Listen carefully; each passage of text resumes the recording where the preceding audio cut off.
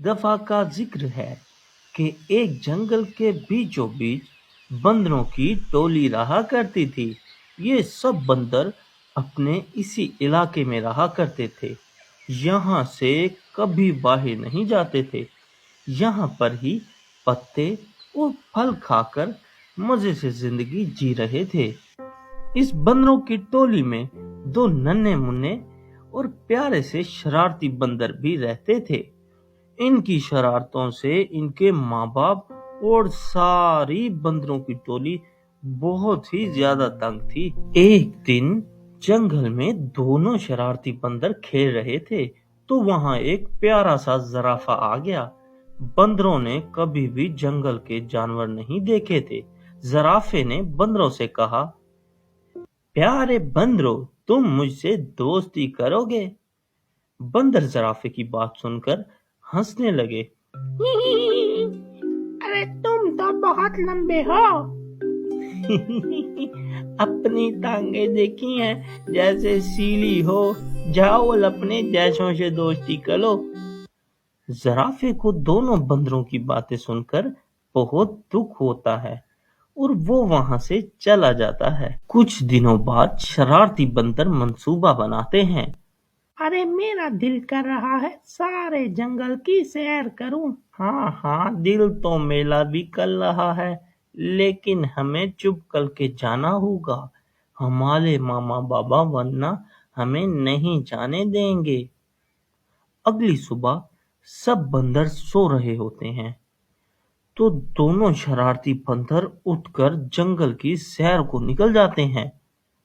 बंदर जैसे जैसे आगे बढ़ रहे होते हैं तो इन्हें जंगल के जानवर और खूबसूरती देखकर बहुत अच्छा लग रहा होता है।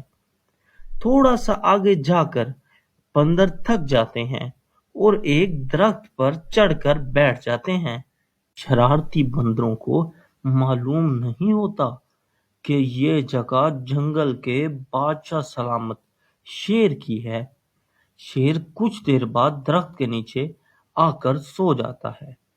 दोनों शरारती बंदर अपनी शरारतों में मगन होते हैं, एक दूसरे को फल मार रहे होते हैं तो वो फल जाकर शेर के मुंह पर लगता है। शेर गुस्से से उठ जाता है और शरारती बंदर हंसने लग जाते हैं। शेर बंदरों को देखकर गुस्से से दौड़ता है तो दोनों बंदर डर कर सहम जाते हैं। शेर छलांग लगाकर बंदरों को पकड़ने की कोशिश करता है मगर नाकाम होता है। शेर अब इंतजार में बैठ जाता है कि ये बंदर आज नीचे उतरे तो मैं इन्हें मार दूंगा। लेकिन शेर को थोड़ी देर बाद नींद आ जाती है और शेर वहां सो जाता है। तो वहां एक जराफा आता है और बंदरों को कहता है, चुप करके मेरी पीठ पर बैठ जाओ, मैं तुम्हारी जान बचाने आया हूँ। बंदर जराफे को देखकर पहचान जाते हैं कि हमने तो इस जराफे का बहुत मजाक बनाया था और बहुत शर्मिंदा होते हैं। फिर जल्दी से दोनों बंदर जराफे की पीठ पर बैठ जाते हैं और जराफा इन्हें वहां से बंदरों की टोली के पास ले जाता है।